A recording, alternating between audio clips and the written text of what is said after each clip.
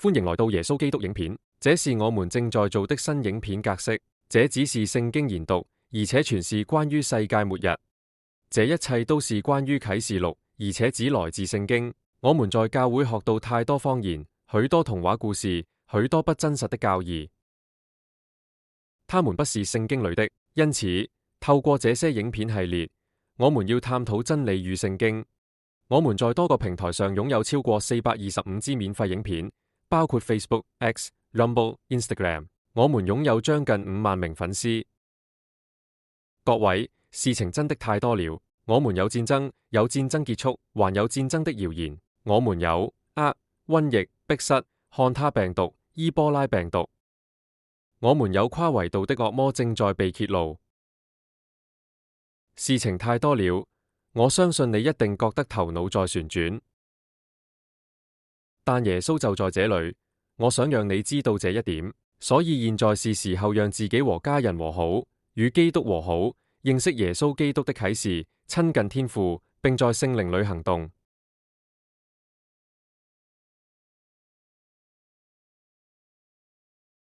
我真的很高興你來了。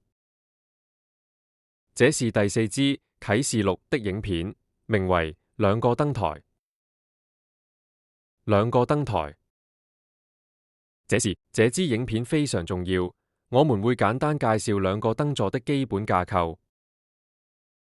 而這很重要的原因，是因為每所神學院和教會都錯誤地教導着它。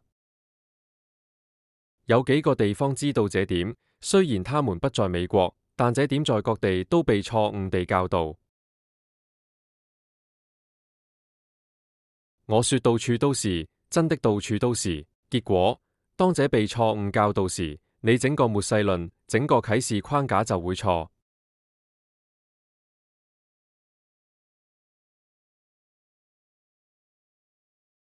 所以如果你還沒看過第3支影片，也就是啟示錄第3段聖經研讀，我鼓勵你關掉影片，去看它。它昨天才出版。我昨天影片裏已經講過我們接下來要講的內容，但我們再來一次吧，讓我們來了解什麼是燈座。所以這支影片的標題是兩個燈架。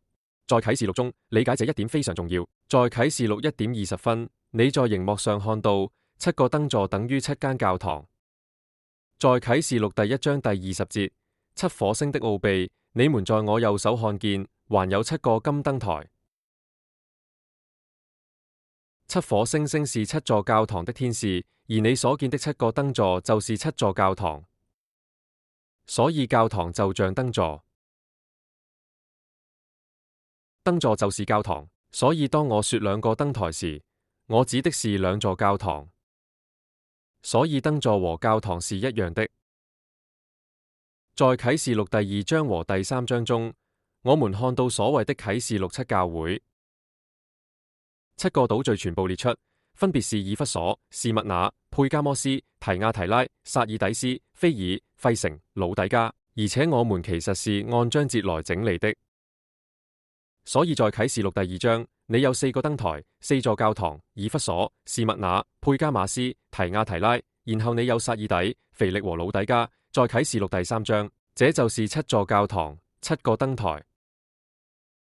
如果你還記得昨天的影片，我帶你看了7間教會，我們還沒講完所有經文。我們會逐一介紹這些教會，因為他們都非常重要。但我想給你看點東西。我們仍在啟示錄中建立所有框架，你留在這裏很重要。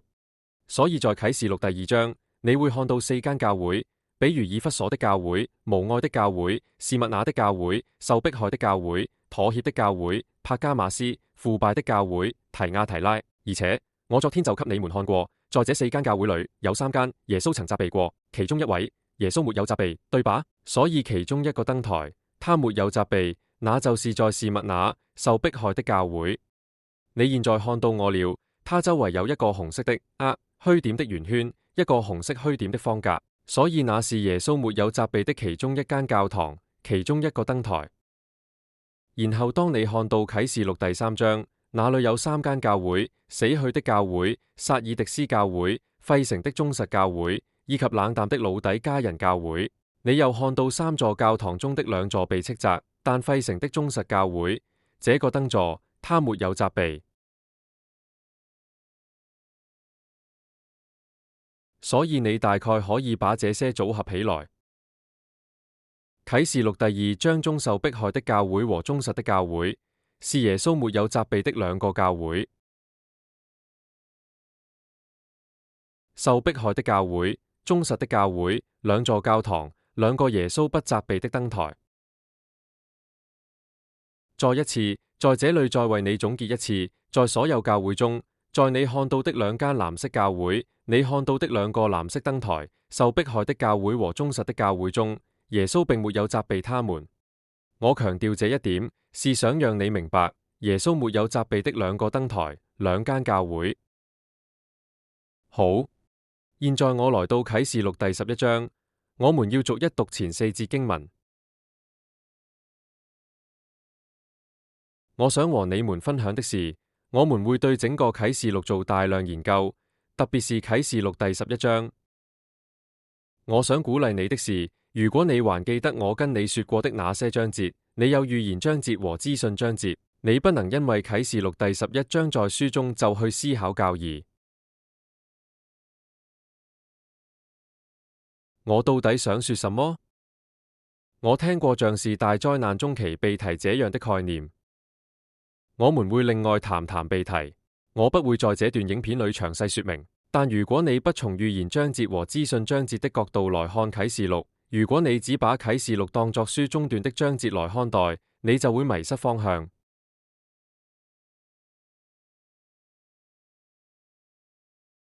讓我們讀啟示錄第11章第1至4節。然後我被賜給一根丈量尺的蘆葦，天使站起來說：起來量神的殿、祭壇和敬拜的人，但不要在聖殿外的庭院，也不要量，因為那是外邦人，他們將在聖城中踏足42個月。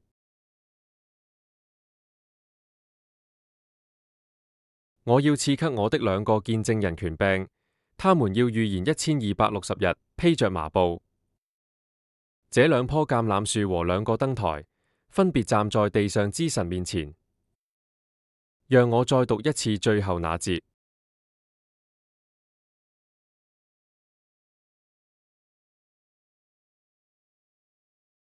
這是兩棵橄欖樹和兩個燈台，站在地上的神面前。你看，教會裏最大的謊言之一，真的是在神學院教會，美國神學院教會體系。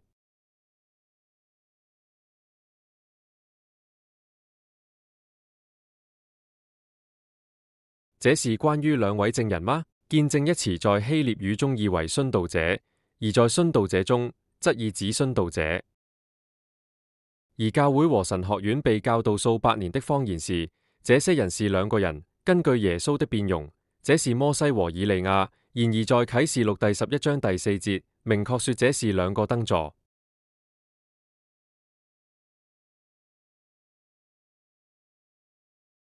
正如我們從啟示錄1點20分所知，燈座就是教堂。當我們回顧這7間教會時，我們知道耶穌責備了5間教會，以及2間耶穌沒有責備的教會。我相信這2間教會這就是那兩個燈座。這是忠實的教會與受迫害的教會，他們站在地上的上帝面前。這兩個燈台，朋友們，不是摩西，也不是摩西和以利亞，這不是兩個人。不幸的是，每所神學院和每一間教會都錯誤地教導了這一點。所以當你意識到這麼重要的事被錯誤教導時，你的整個末世論就錯了1000%。